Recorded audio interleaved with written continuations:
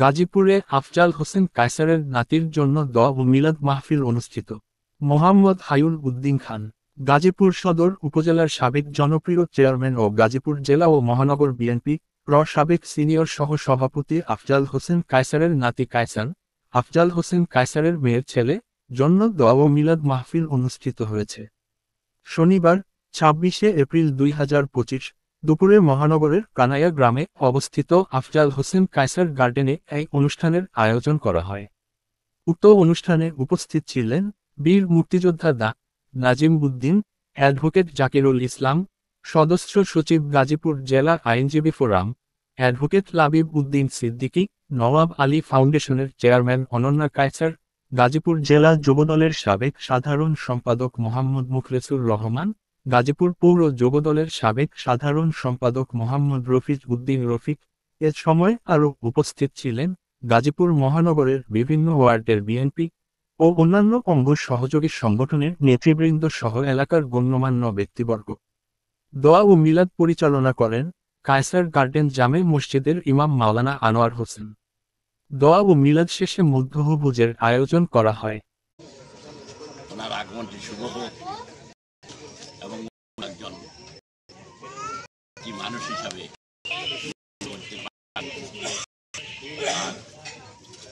কায়সার সাহেব আপনাদের অত্যন্ত সুপরিচিত, অত্যন্ত স্বজন, অত্যন্ত ভালো।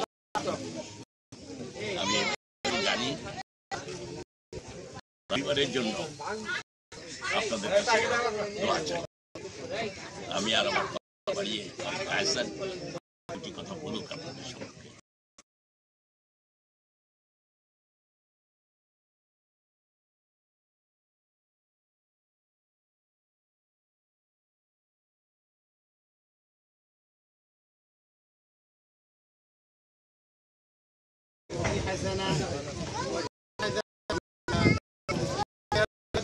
সমস্ত গুনাহকে মাফ করে দিন।